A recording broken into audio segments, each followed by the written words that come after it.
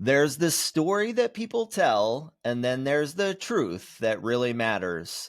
Welcome to the Growth Obsessed podcast, real and raw conversations on leadership, business, and the relentless pursuit of growth.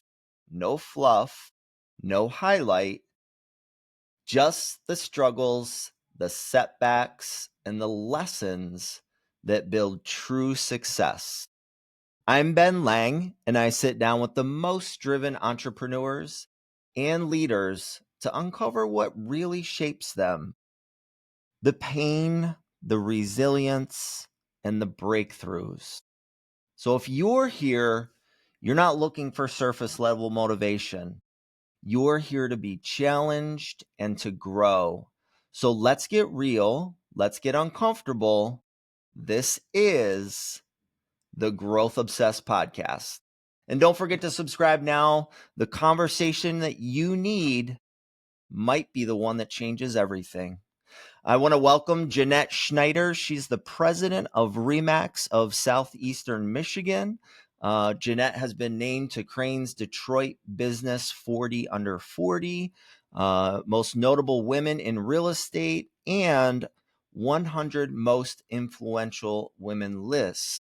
She is the face of REMAX in Metro Detroit, being the company spokesperson on local media discussing real estate topics. And Jeanette, you were an Army wife at the age of 21, living overseas, and you shared with me that experience taught you how to be adaptable and also the importance of continued learning and personal growth. So I really want to dive into that first. Tell me about that experience and Well, how it helped to shape you. it was probably one of the more pivotal, I'm making up new words for you. It was one of the more pivotal, I think, points in my life. I mean, at 21, you're still really young. You're an adult officially, but you're still really young. And my, husband had gone into the service right out of high school. We got married while he was on leave for a few days over Christmas. And 2 months later, I followed him. I mean, he was literally home for a few days. I followed him over there. I know literally nobody but him. I mean, that's a very interesting way, to start your married life. There's no family. So one of the first things I think it taught us is, as a couple, you had to figure things out together. There was no running to mom. And back then there was no email. There was no cell phone. There was no calling mom or dad or sister or anybody else, friends that might have been in your network. You had to figure this out with the person you're over there with, because you really had no other choice. And then what I came to realize fairly quickly, and anybody who's been a spouse of somebody in the military will, I think, relate to this, is if they wanted you to have a wife, they would have issued you one. A wife is an appendage that necessarily the Army didn't necessarily care that you had or didn't have. And so, they would send, obviously, training is a big part of military life. And active duty are sent out for weeks and months at a time. And that happened right after I got, literally a week after I got there. He got called up and he says, well, I don't know when I'm coming back. And I'm literally sitting here going, I have no car. I have no friends. I know literally nobody. What am I going to do? And I decided right then and there, I was going to volunteer. I was going to volunteer. I had to get involved. I had to go meet people. And so that was kind of my first step. And then from there, I wanted to get a job, but that opened the door to do that. But it's like, it was really one of those, you've got to figure this out. Nobody's coming to help you. So you got to figure out your life and what you want. Do you want to be miserable the entire time you're here? No, poor me. Or do you want to go make something? And I chose to, get involved and meet people and go make something of this time. So what kind of activities, you mentioned volunteering? Where did you where did you volunteer? What was that under?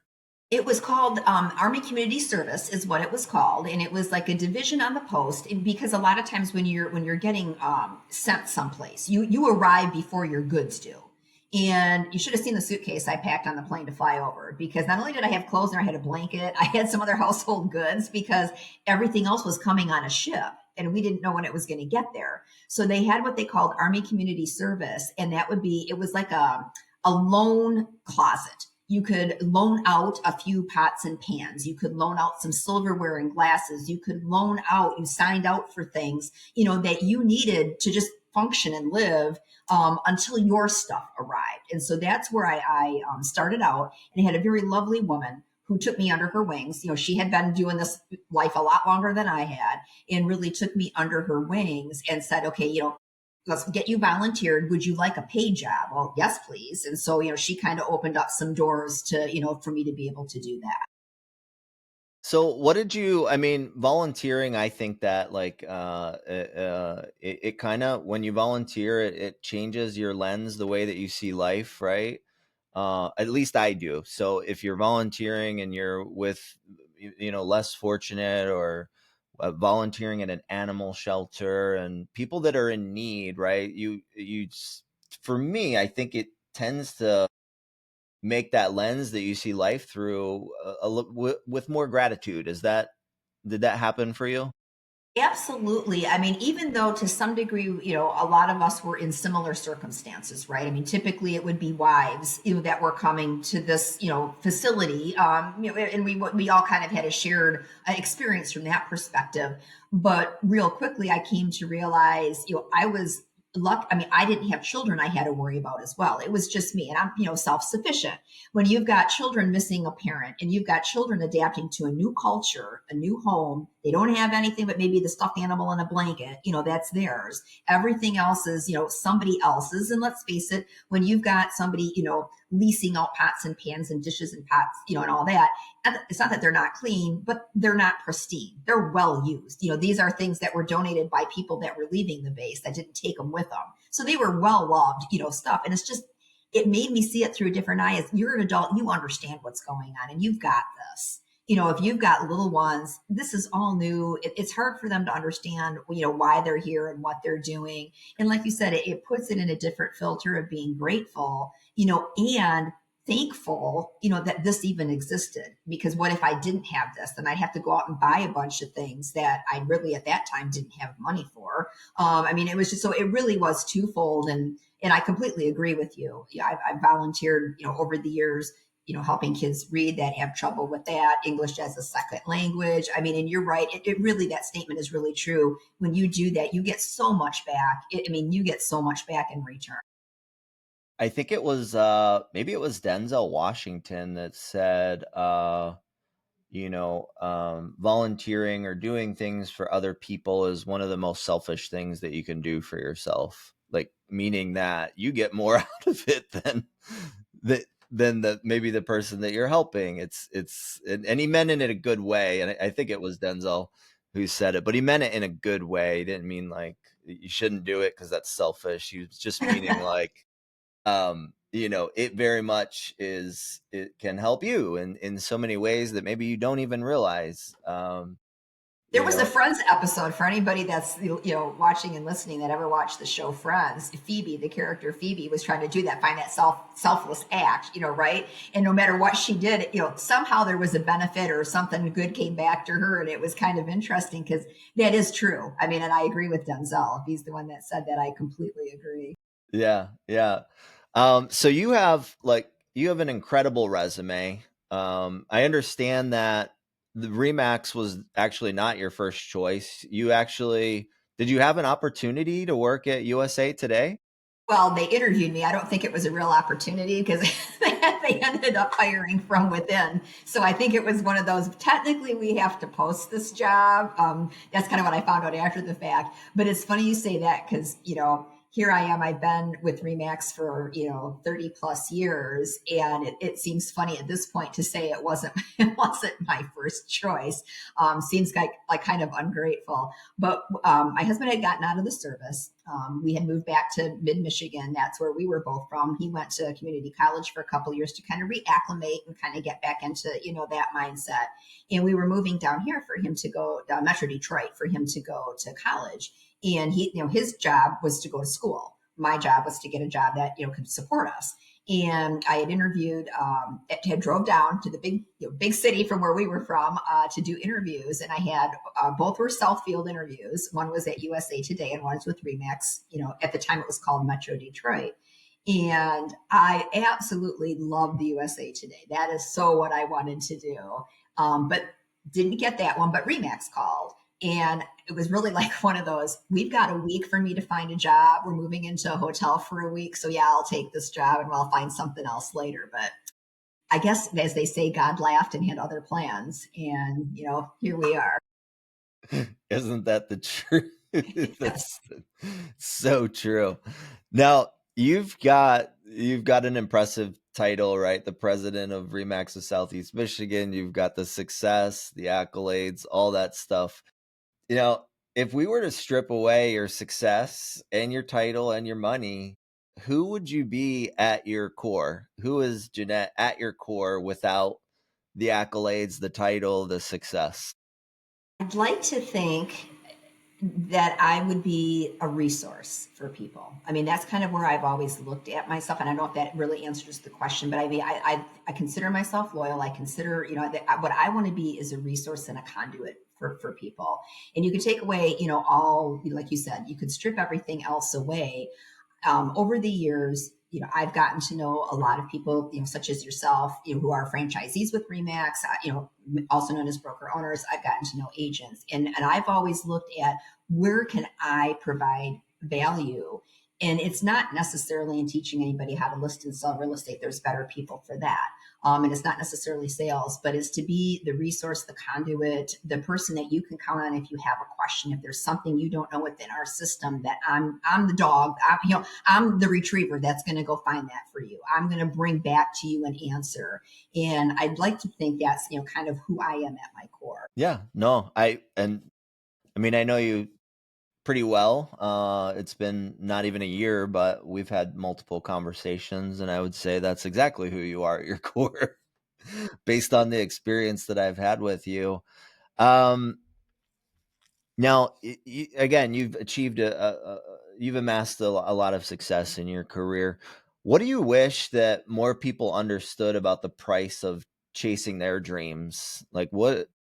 I mean, you're 30 years in. If you could go back and talk to yourself 30 years ago, what would you tell that yourself 30 years ago? What that the price would be, the cost would be to reach the level of success that you've achieved?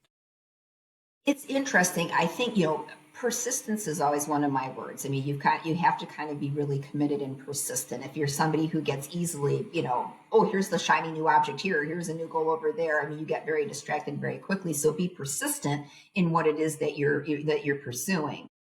I think that would be certainly a cost. I mean, you have to maybe let other things go. You can't be the master of everything. Find the thing, and kind of stick to that, and be persistent with it.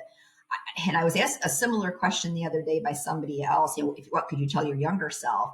And one of the things for sure I would say is have more confidence in yourself earlier on. I mean, at least for me, I think I was always, waiting to get kind of affirmation, from a boss, or a supervisor, or someone, further up the chain. And, as I got older, and maybe had a little bit more success, I mean, the reality is trust yourself and throw yourself into circumstances that you are in over your head. I mean, I think that's another cost, is being willing to get really uncomfortable and be willing to do something that you haven't done before. And maybe it's not perfect. And that was really hard for me, because I think one of my reputations is, if I take on something, I'm going to do it. I'm going to do it to the best of my ability. And I want people to be happy, with me on that. And I think you have to be willing to get out of your comfort zone. And I'll admit, for me, especially earlier on, that was a big challenge. Big perfectionist, everything has to be done right. And came to know is, no, it's okay to volunteer. It's okay to raise your arm to do the thing that nobody else wants to do because they think it's, a big task. It's okay to put yourself out there and take on a project that honestly you have no idea how you're going to do this. And there's been a couple. I mean, I'm like, what did you just agree to? What did you just agree to do? You don't know what you're talking about, but you figure it out. You talk to people, you do research, and it's amazing what you can do once you say yes and you have no choice. That's, oh my gosh, there's like four things that I want to touch on. The first thing is focusing on the one thing. So I'm a true believer. You pick one thing instead of being a jack of all trades and a master at nothing.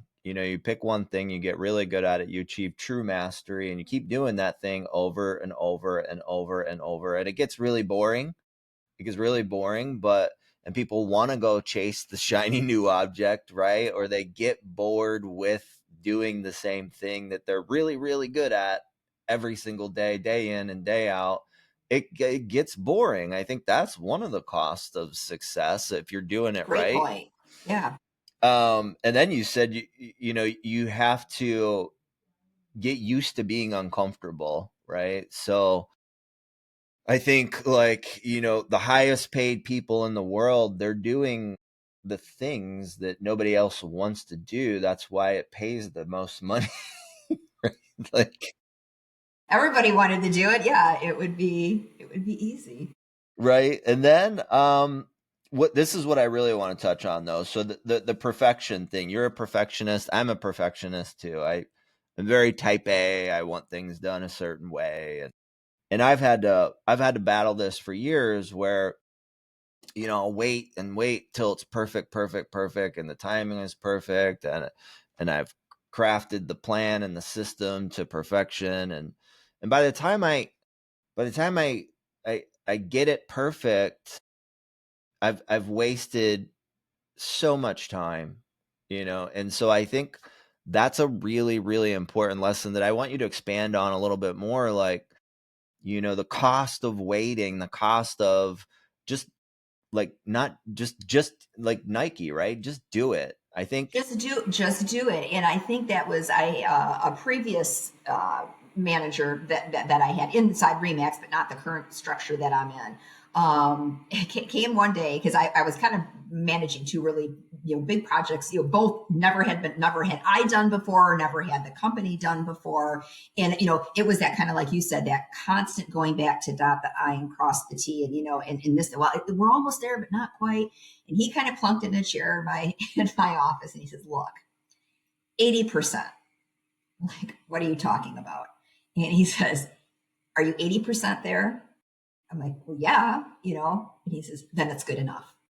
He says, "You're going to kill yourself trying to get the next 20%. And in the meantime, you need to move on to doing something else. I need you to move on to doing something else. And whatever little tweaks you're going to make in that last little bit aren't going to significantly change it. You've got this 80% is good enough. Otherwise, yeah, you really are to some degree spinning your wheels. I mean, it might feel like you're working, but you are really kind of spinning your wheels.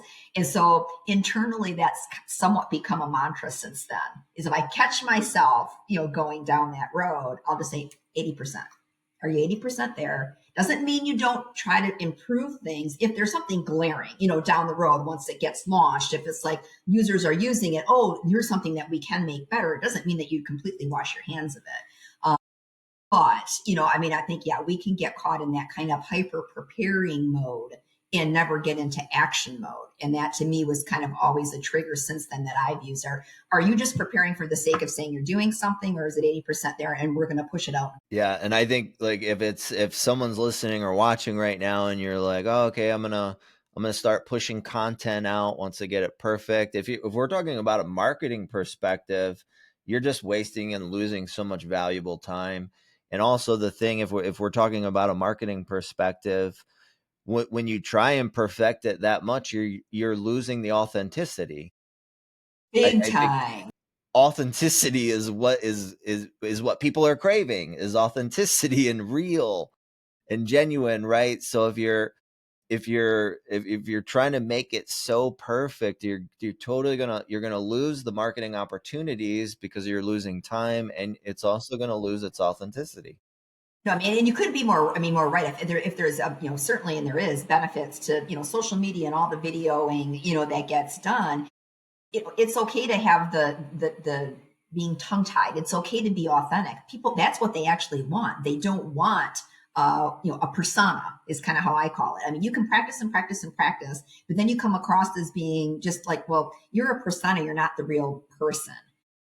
And again, I think perfection can lead to that. And you are so right. There's missed opportunities, whether it's in potential sales opportunities, connection opportunities. Like if you're waiting to hit, yeah, post on something social, or, some guy that you're creating, or whatever, the phone call you need to make because you're working on a script. And then in essence, you get to the end of the day and you've made no calls, you've done absolutely nothing. I mean, was perfection worth it? That's the biggest one, right? So if there's a lot of realtors watching this, people want to perfect their craft and study the scripts and internalize the scripts and the dialogue before they pick up the phone. I'm a big believer that you can practice while making the dials, right? It's real life practice. It's the best way, because if you're doing it in your head, it's not real, because there's not a real objection or there's not a real comeback. And you're right. At some point, you just need to roll up the sleeves. I'll go back to when I started to be the face of Remax and we started public relations. And did I have any media training? No. Did they give me a little bit? Yes. But it's not real life, and I'll never forget the first time I went to one of the local TV stations and up until then I was told this is the topic, this is what we're going to talk about, and got into the studio, bright lights. I'm relatively new at this, didn't ask me one question on the topic that I had prepared for. It was something completely different. And I go back, if I could watch that clip now, I'd probably not sleep. I'd probably cringe because I'm sure I did not have a poker face. I'm sure my eyes darted up as I was trying to quickly grab something out of the recesses of my mind. But it was a good experience for me to have to go through that and think on your feet and figure out what you were going to say, how to pivot back to something that you wanted to talk about. But I couldn't have prepared for that in my bathroom looking in the mirror, which is usually how I practice, like in the mirror to see facial expressions and all of that. Couldn't do that when it was live. Yeah, I think you just have to jump in head first, right? Like, Yeah. I know a lot of people probably won't like this, but I think the best way to teach a kid how to just swim is to throw them in the pool. Let them go, right? Yeah, because we're designed to survive, right? Yeah, You're exactly. going to start doing something. It doesn't say you don't help the kid out if he's not, he or she's Right, having problems. But exactly, yeah, exactly. Of course you help, but you could definitely. In fact, when I was a kid, my aunt, my mom's sister, she threw me in the pool, and that's how I learned. Like, I was scared, and it's survival mode, right? So you just well, I jump took a in. few mouthfuls of water, but you figured it out. Exactly. I'm still here. Uh, Exactly. so let's talk about, when was the last time that you felt like you truly lost, and how did you find your way back from it? I guess a couple of different things I would say, and it was a loss that was kind of, I guess, thrust upon me, and one of those "be careful what you wish for" moments. Because there was a point in time where I was still working for Remix, but I was working more for some like sister regions, if you want to call it, down in the South. I was really working Georgia, Kentucky, Tennessee, Southern Ohio, and I got wind that something, you could just tell when something's in the air, on the corporate side of things, right? And went to my boss at the time and said, kind of getting a vibe. Should I be like putting out a resume? And he said, well, they were getting ready to sell. It was an independent region getting ready to sell back. Up until like, a few weeks before that wasn't on my radar. Now, it wasn't a loss that I was like going after something, but it was a loss, at least it felt like to me at that time, of my identity. Right. I was, me and Remax were so intertwined. It was my life, and I was traveling, 2 to 3, weeks a month, to these other Southern states. And, all of a sudden, basically it was like, yeah, you probably should, or we can work on something right now. And we can part ways right now. And it was like, I'll never forget. It was like, man, I remember flying home and I'm like, I took my boss out to lunch and I didn't expect this to be the outcome. Now I've got like 3 days to make a decision on, am I out now, or do I kind of go through the painful, few months as they're going to close things down? And it took some, kind of self-reflection. What do you want to do? Is this the door to open, to a different career path? And decided, no, I love this industry. I like what it represents. I kind of like what I've been able to do. Found my way back to really working in this region. But that did shake me, a little bit. But that was, again, kind of a loss that kind of thrust upon me.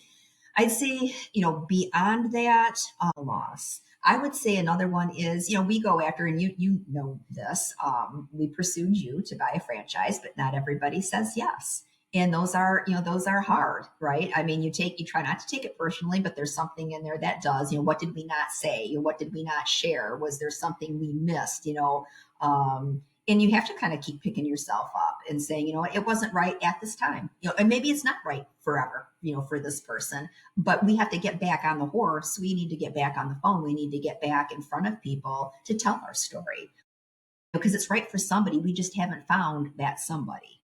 And those are kind of, I guess, a couple, not one not so recent, one certainly more recently, because it happens somewhat repeatedly, where we're going out and we think maybe we've got good rapport going and things look to be going right, and then we get ghosted.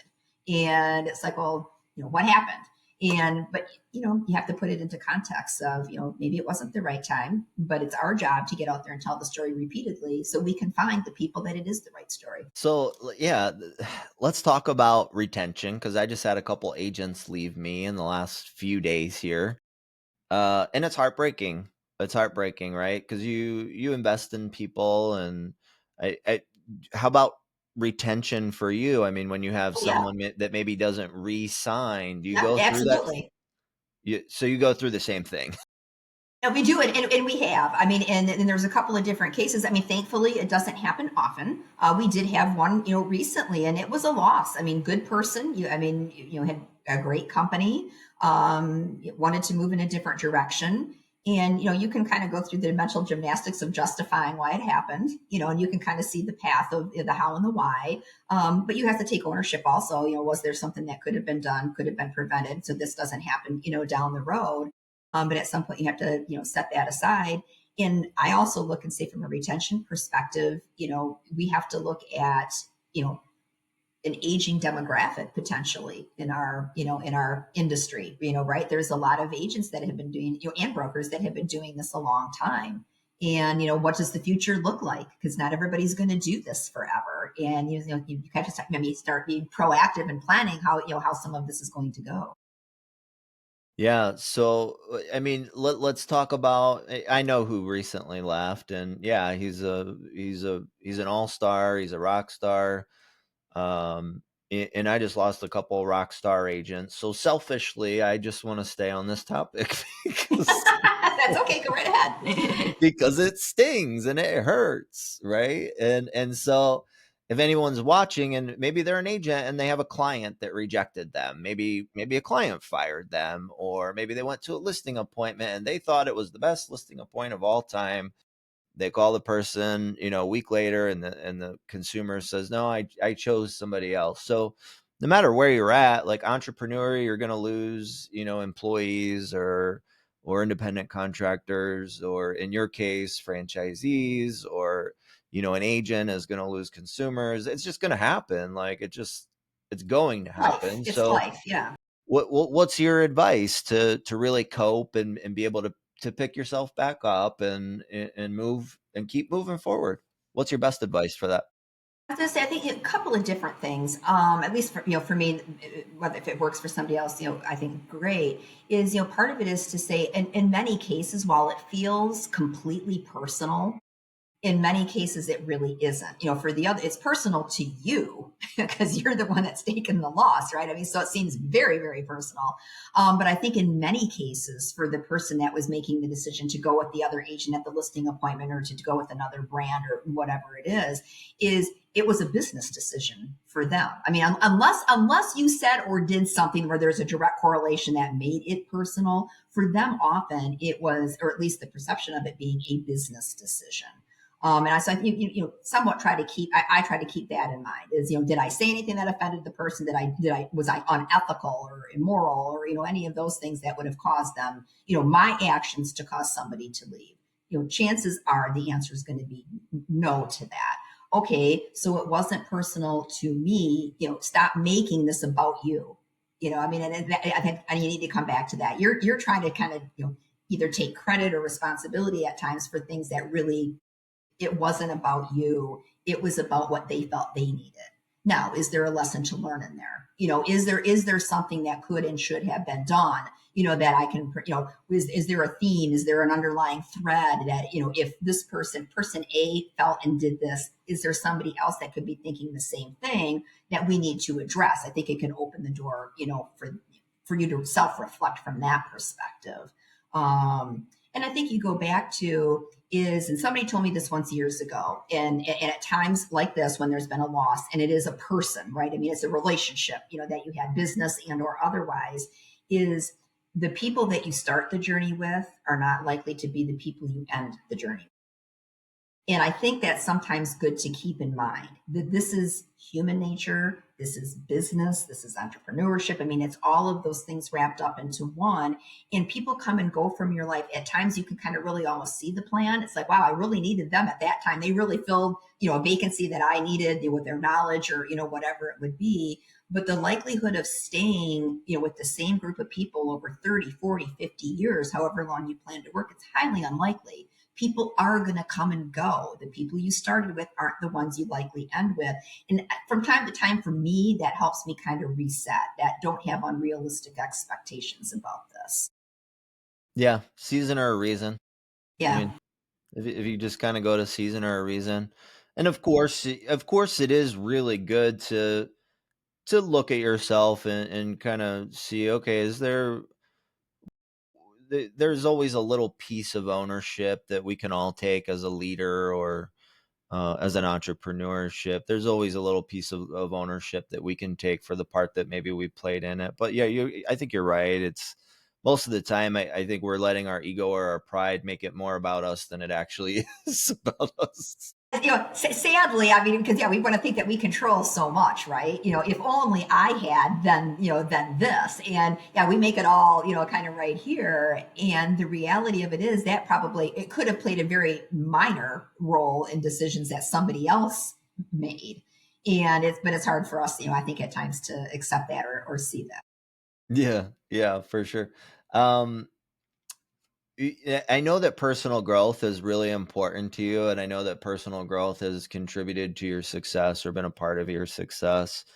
Tell me, what are some of the things that are like daily schedule, or at least you're doing weekly to contribute towards that personal growth, and what do you hold in the most high regards?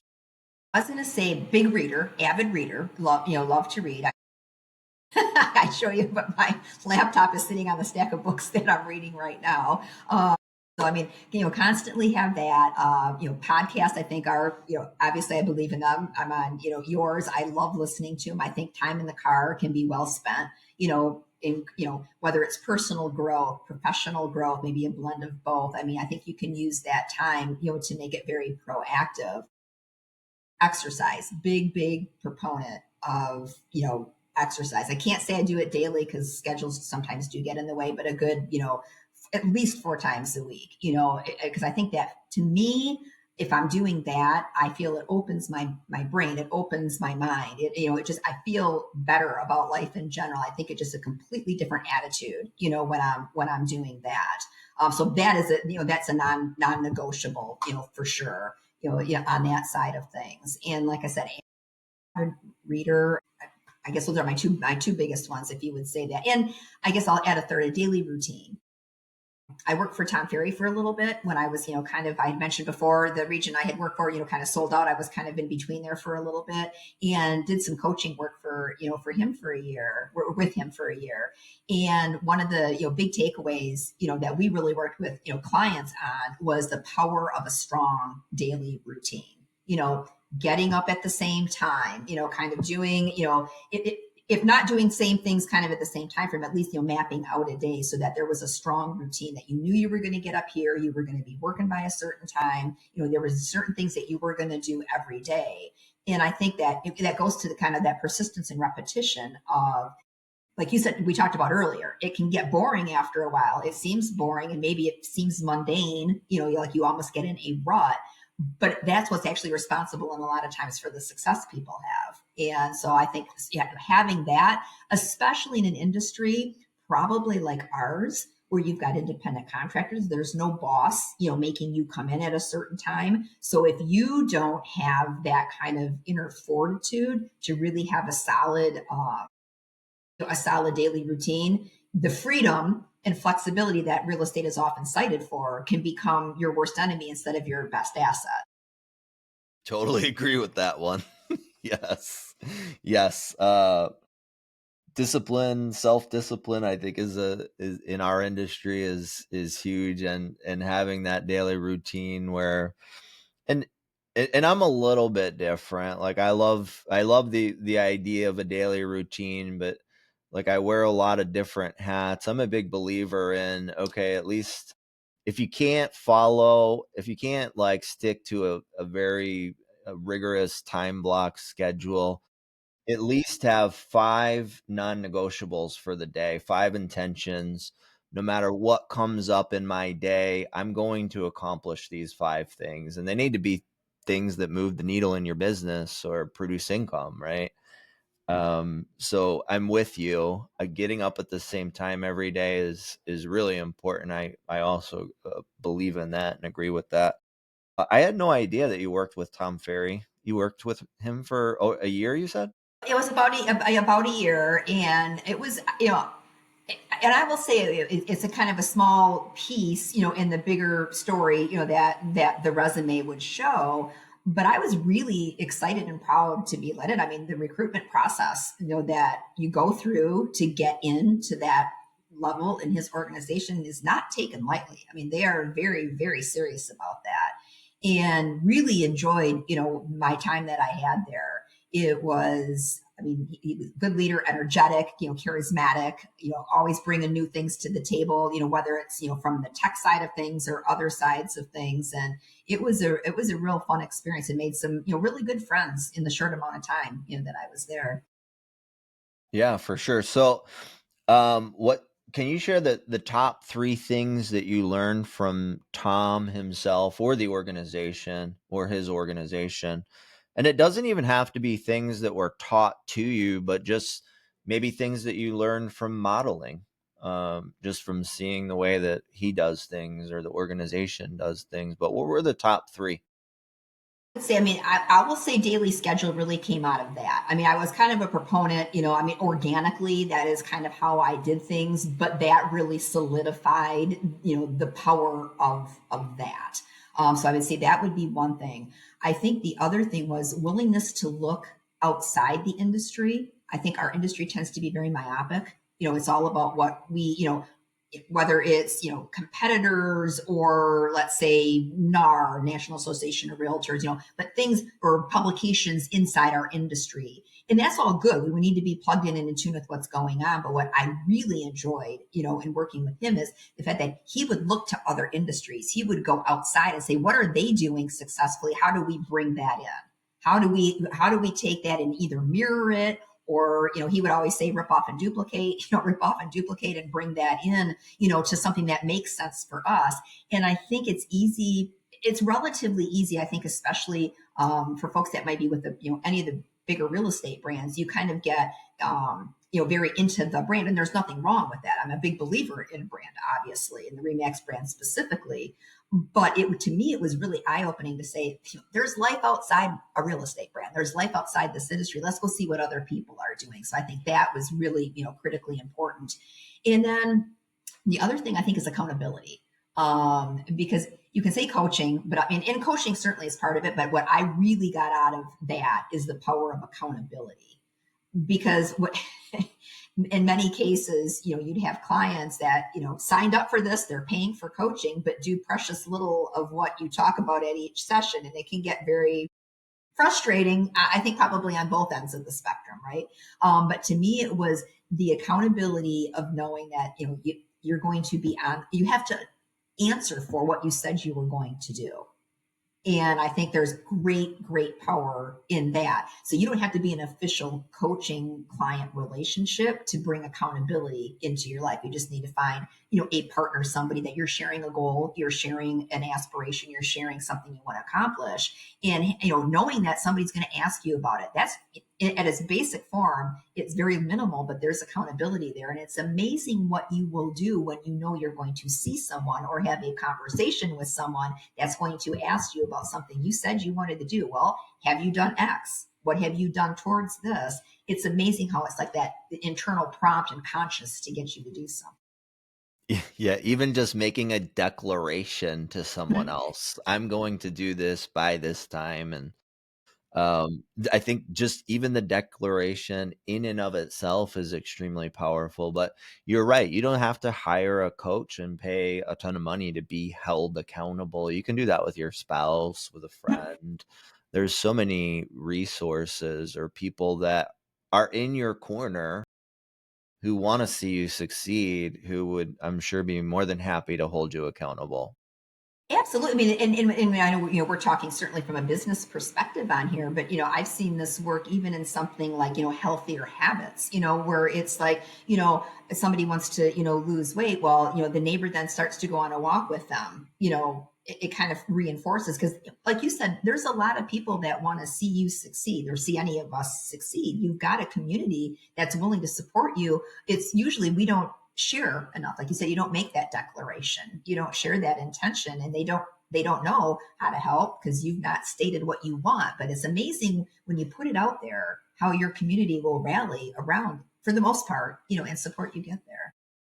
Yeah, I think that was a really profound statement. I think you're absolutely right. You hit it right on the nose. Like, I don't think people are including their inner circle enough in their dreams, whether they're personal or business. I think that inner circle or your tribe uh, will be can play a huge role in the level of your success and whatever you're trying to achieve. I think it's incredibly important. Like that's even like if you think and I don't know this for sure, but I think that's like even how like uh some of these weight loss clinics work is there's like a lot of like counseling. You have like an accountability partner, I think. I mean, I don't know firsthand, but I think you're right. I mean, there's a reason it works because I mean, if you go to something and and I don't want to throw any name out there and be wrong, but I mean, it used to be back in the day, you went for like weekly or bi-weekly meetings. You not only had the weigh-in, so again, accountability. You knew you were getting on a scale. Whether you listen to all the coaching that may have been done, did you do anything in your life in the last week or two that was going to make that number go down on that scale? I mean, it's just accountability at its core. Yeah, and I can tie that back to my recovery too, with substance abuse too. Going to the meetings and sharing and having a tribe that are in your situation that or have just conquered the situation that you're in, or maybe one step ahead of you at least to really hold you accountable daily. So I think you're absolutely right. I think you're onto something. Like, let's, whatever we're trying to achieve in our life, let's bring our inner circle into that and let them be a part of it. I think that's important. And um I think that, yeah, for some reason we try to keep those, kind of keep it secret, and it doesn't serve us that way. So, yeah, yeah, good point, really good point. I'm also a big proponent of R&D as well. I don't believe R&D meaning rip off and rip off and duplicate. duplicate. I've done that like my whole career. I just find someone that does something really, really well and just mimic it, right? Mhm. And And there's it's easier large. than ever to do. I mean, it's easier than ever nowadays to do. Why reinvent the wheel? It takes all that time and effort. Plus, if you're seeing someone who's amassed a great deal of success, they've already made all the mistakes, right? So they've already refined the process and fine-tuned it throughout the years, and probably cost them hundreds of thousands of dollars making all the mistakes along the way. So why not just replicate, the finished what they've built along the way? And there's a lot of like large corporations out there that do the same thing. They're just like, yeah, I think in today's era, there's so much, just everything is pretty much recycled now. To some degree, I mean, and where my head goes, I guess internally, within our brand, and you might be a member, of this Facebook group. And because it is, proprietary to our brand Remax, but there's like this creative group that, does nothing but share. I mean, and so like you said, when you rip off and duplicate, it's like, this group, basically creates stuff and then puts it out there for everybody to share and say, hey, look, this is what I created. Maybe you can use this, and I love, kind kind of that sense of, community. And it's like, yeah, no, we all don't need to go to Canva or some other site and sit there and try to, take a white square from scratch and create social posts or this, that, and the other thing. There's other people that have done it and it's working, and you can kind of, modify it for your own style, maybe your own language and stuff like that. But I think there's even groups out there that are, kind of posting things for that purpose alone. Let's talk about that for a second. So I'm a big believer that you basically you make deposits with the universe. So like you share everything that you've learned, you're paying it forward. You're not hoarding like things that you've made. But I know that there are a lot of agents, entrepreneurs, people out there that are like, okay, I spent 100 hours designing this, and I'm not going to put it out there so my competitor can grab it and then be at the same level as me with what I just built. And they're really like, they hold all they think they're secrets. They hold all their secrets like really tight to their Cards vest. really close to the vest, as they say. Yeah. So what do you have to say? Like, what are your thoughts on that? Because I share everything, no matter what it is. Like, people will Facebook message me or text me and be like, "Hey, can I have your recruiting presentation? Can I have your listing presentation?" Like, I share the way that I list and sell a ton of homes every year. I share the whole process with everyone all the time. And I share it with everyone in my own marketplace. I think that's just the way it should be. And I think also by me sharing it and teaching it, it allows me to even achieve even more mastery in it myself as well. So what are your thoughts? Well, I mean, I think you're absolutely right, because there are definitely two mindsets, and I think we could probably both think of people, that fall in either camp. And I would say that to me, it somewhat comes down to a scarcity versus an abundance mindset, which is, I'm not, that's something that's out there. I didn't coin this, but I think it falls into kind of that genre, if you will. And I think we've seen that, you tend to get more, kind of like we go back to volunteering, right? When you give and you put stuff out, it usually comes back to you in some way, shape, or form. And I think the same is true when we're talking about, this. It's not volunteering. There was blood, sweat, tears, money, effort, whatever you want to call, put into creating some of the stuff that we create. But there is clearly, I think the community sees value in the willingness to share. And if we go beyond just you and I mean, let's take a look again in our industry. Isn't that what all the big real estate coaches do? They do webinars, they do this, they do that. They're giving away free content, free advice, a free guide, a free whatever. Now, obviously, they're hoping that you're going to like what you see enough to buy their product ultimately, but they are willing to give and give and give, and maybe some people never sign up, but they still give because they believe that there's value in contributing to the community, the industry as a whole. And I tend to probably fall a little bit more into that camp, because I think first of all, if we've created something that somebody else sees value in, that's a compliment, and that's fantastic. I also think that there's something to be said that you can rip off and duplicate, but you still have to either believe in it or deliver it in a way that's you. And I think you probably know as well as anybody else, you can sit there and teach a class. You can give somebody the exact blueprint of what you do to get a listing or what you do to sell 100 homes a year, or, whatever the topic might be. The reality of somebody following that to the T, doing exactly what you do, being willing to spend the amount of time that it takes to do all of that is so minuscule. It's like you can share it, but the chances of them following it exactly are so small. They're going to either bring it in and make it their own and kind of do their own thing with it. You just gave them the launch pad to start. But I tend to agree with you, coming from the abundance mindset is, let's share, let's put it out there, let's have conversations around it, and, let's be part of the bigger community as a whole. Yeah. So if anyone's watching this and they're like, I'm not sharing any of my stuff because I spent so much time, and the truth is you could share it with 1,000 people and probably only two will actually execute on it. So Like you're Probably. I mean, I mean, I don't want to say it, but I mean, well, we did a top producer panel last year, right? We did an event where we had, it was four of our agents, that each had kind of a different niche, if you will, a different area thing that they, were more of an expert on than some other things. And, we had them all talk and share. And, like I think two of the topics really resonated with people. There were a lot of questions around that. And it was so nice to see these agents. These are competitors in their market. They all work the Metro Detroit market, but they got out there and were willing to share what they do or what they spend and how they do it.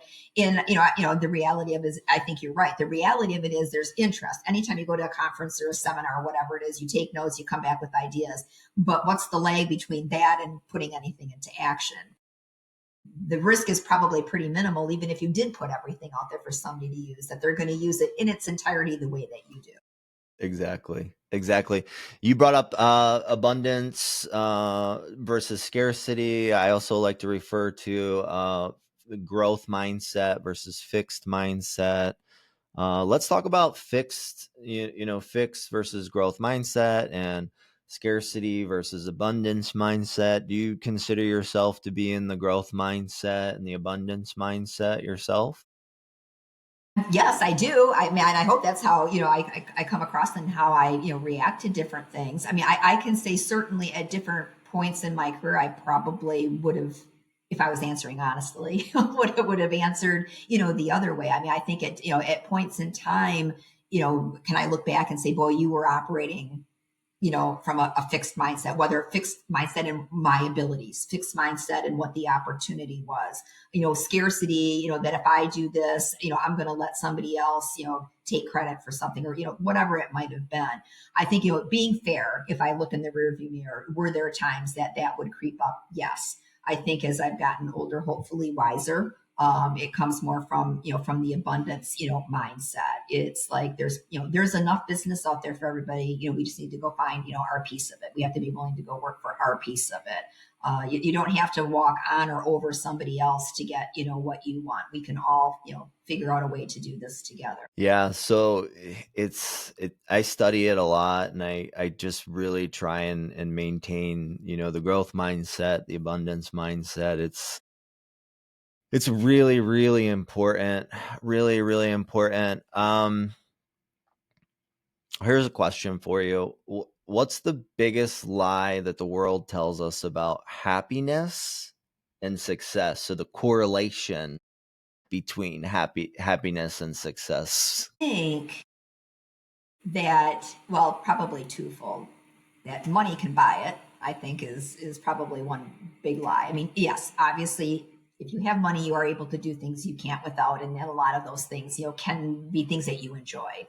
But I think that maybe the lie on that would be is, if you achieve this success, whatever this is, whatever the goal is, whatever it is, that's, then you'll be happy. And I think that can lead to a trap of you're constantly chasing, and you're not happy in the moment. And I mean, to me, and I don't know if I'm articulating that really well, but I mean, I think that's kind of one of the lies is if you just do this, then you're going to be happy. Well, you need to be happy in the process of doing it. I mean, because you're not, I mean, to me, otherwise you're just constantly chasing the next. Yeah, you have to be in love with the journey, I think. And that's something, if I'm being vulnerable and honest, I struggle with that all the time. I have these internal thoughts all the time. Well, if this happens, then I'll be okay, or maybe not. Maybe I don't say I'll be happy, but I'll say, okay, things will get better once this things. Yeah, if this, then that. And I had it was the original owner of the region, that we're part of. And, I was young. I was hired young. I was working the front desk at the time, and I'll never, I'll never forget. And it was, I don't know that he real meant it to be as profound as maybe over time it became in my mind. Is he says, Jeanette, the more success you have, the bigger problems you have. And, I mean, I think that kind of goes to, kind of the lie is, oh, if I have this big level of success, my life's complete and that's going to get me everything. And he says, nope, that just comes with a new set of problems you haven't dealt with yet. That just comes with a different set of challenges that you're not experiencing today. And so I think, like you said, be in love with the journey, be in love with the day to day. The wins that you have, every day need to matter. You can't be pushing those aside to get to something else, because you're gonna miss the fun. That whole stop and smell the roses. Enjoy where you're at, the wins that you're having, the lessons you're learning along the way. Yeah, I love that you brought that up. I just my last listing domination, I was talking about the importance of stacking wins for confidence and happiness. Like the smallest wins, like I don't think a lot of people celebrate their wins unless they're like huge, like out of this world, like accomplishment. But I don't think I would say, if I had to guess, I'd say a very, very small percentage of the population is actually celebrating those daily wins. Like, oh my gosh, I talked to 5 people on the phone today about buying or selling real estate. That's a big win. Like, how many agents are actually talking to 5 people a Yeah, day? how we made enough dials to actually talk to five live people. Because then I think and we can blame it on a lot of things, but I mean, let's take a look at social media. Does that what anybody posts? Is anybody patent, like you said, that doesn't seem to be the level of success or the level of a win that deserves, at least I think in our mind, deserves to be recognized. It has to be the big home run. It's not the single, it's not the bunt down the first baseline, it's the big home run that everybody talks about. But I agree with you, to build confidence, to build, just an acknowledgement, because not every day do you get the big home run. I mean, right? In sports or in real life, not every day do you get that. And you have to be able to, to kind of take a look and say, yeah, I talked to 5 people today, live people, that talked to me, about real estate. Or, I booked the media interview, or I did this. We had a successful podcast, and that's a win for today. It was scheduled, it went off without a hitch. I showed up for you. We had a hopefully great conversation. Those are all wins, and I think we tend to kind of look past those because we're somewhat programmed to look for the big one, and we're not appreciating all the miracles of the little ones along.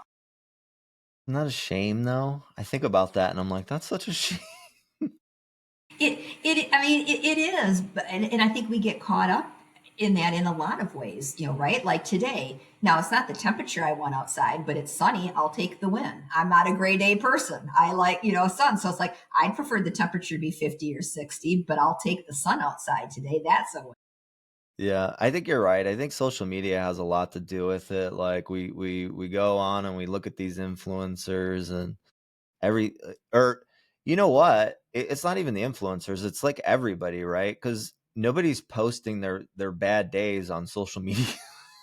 No, I mean, and I'll, if we're being honest, I mean, I'll have to admit I'm the same, right? Oh, this, take a look at this.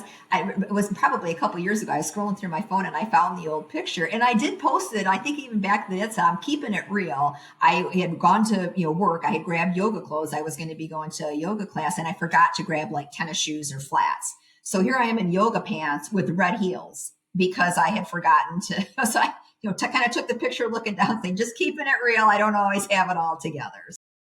Yeah, yeah, it's so funny. Um, what's the last thing? So I was on your podcast. What was that, a month or two ago? And I had a lot of fun and on yours, and I had a lot of fun with you today as well. Um, I want to know, like, okay, so this is growth obsessed. There's no highlight reels, no fluff, just like gritty, down and dirty. Like, what's the last thing that you want to say to anyone who's listening or watching? That's gritty, raw, real, no fluff, just direct. To be, and maybe it's because the book I'm reading right now, but I think it brings it home. You've got to be your biggest cheerleader. If I mean, I think that to some degree, and whether that's the affirmation, in the mirror in the morning, whatever gets you there, is I think you need to be your biggest cheerleader. You need to believe in you, because it starts there. Because if you don't, it's really going to be hard for anybody else to believe in you. And so I think it to some degree, it starts right here. It starts in between, the ears.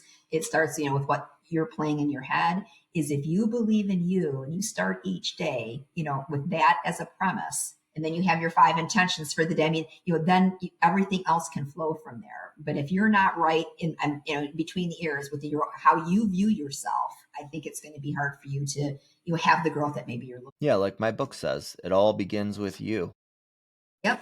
And I believe I have that right here. Awesome. The book that you were referring to that you're reading right now, is that Mel Robbins? Actually, no, she's the next one up. It's the Let Them I have. It's the second one. I'm just finishing up Soundtracks by John A. I heard that Let Them is amazing.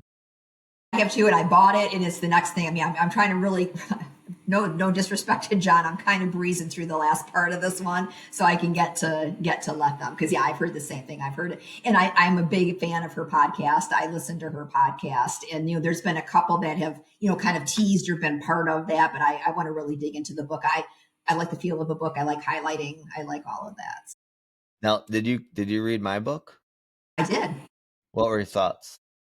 I loved it. And what was the one thing that you said? I was going through there. Something about if not the getting knocked down and you getting back up, but it was something along that line. And now I'm drawing a blank on the exact quote on it because I was just looking at it this morning. That life's going to teach you. Basically, I think the premise was life was going to teach you a lesson. Either you learn from it or it's going to keep teaching it to you. Yeah. I think I'm paraphrasing. I'm speaking to the author, so I know I'm paraphrasing. I'm not getting it exactly. Then I'll say one last thing too, because so I also speak at the rehab that I was in as a patient over 7 years ago when I was doing my sobriety, the very first step in my sobriety journey.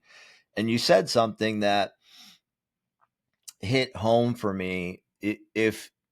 So when I'm speaking to the patients at the rehab, I ask them, because shame is a huge part of addiction and sobriety and recovery. Shame is like the number one thing. And I always ask people, like, is it fair for you to ask the people in your life to forgive you if you have not forgiven yourself? And they always are like, That way. never Yeah. thought of it, right? So it made me think of that, because it's the same thing with confidence, right? Is it fair to ask, a consumer maybe Right.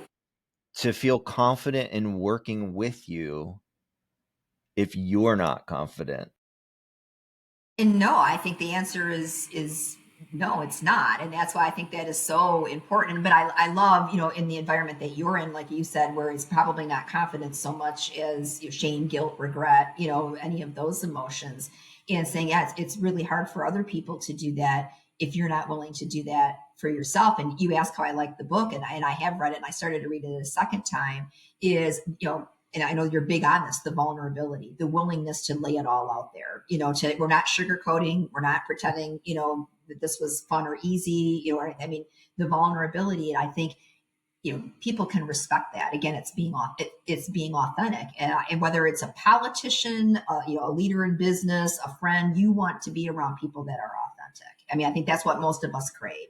We get sold enough, right? Whether it's ads or this, whatever it is, we've got enough coming at us trying to get our attention, not being authentic. That I think when somebody is, it really cuts through everything and you can really recognize it. 100%. I don't know if you've been seeing so the last 2 weeks on Facebook, I've been just journaling to myself with Facebook posts, right? Yeah, you had your daughter in one, so yes, I have seen some of And those. it's all like the stuff that's keeping me awake at night, and I'm like working through it on my Facebook, and people are reaching out to me even outside of Facebook being like, "Oh my gosh, like thank you." I'm getting like a lot of thank yous, and it's wild, right? People are craving it. Well, and I think because again, it's the vulnerability, and it's not like every day's not that perfect day, right? I mean, kind of like we were talking about before, we've been somewhat programmed to highlight our success reel, And when you have somebody that's willing to say, is, while today you may have had successes, let me share, these thoughts. And it's like, because obviously it's resonating and other people, have similar. And it's like, finally, there's somebody else saying what I'm thinking, right? I mean, that's kind of what's going on. You're putting to words, you're bold enough, to do what maybe not everybody's willing and able to do, right? Yeah. Yeah. It's pretty cool. Pretty cool though. It's a pretty cool feeling when people are like, "Thank you, thank you. I love that you're being real and you're talking about stuff that that you're struggling with." Well, and I would say that that goes back to when we were talking, fixed, versus growth and scarcity versus abundance. It's like, that has to come from a place of abundance, right? Because if there was scarcity, you wouldn't share any of that. It would be like, I'm not telling anybody this, I'm not willing to put myself out there. But you're coming from the abundance of, if I'm feeling this way, nothing is ever a one person problem, right? I mean, if you're experiencing it, somebody else has had something similar going through the exact same thing. To me, that's kind of coming from that abundance mindset of, I'm going to share this and maybe somebody else will see themselves in this and I can, make them think in a different way about something.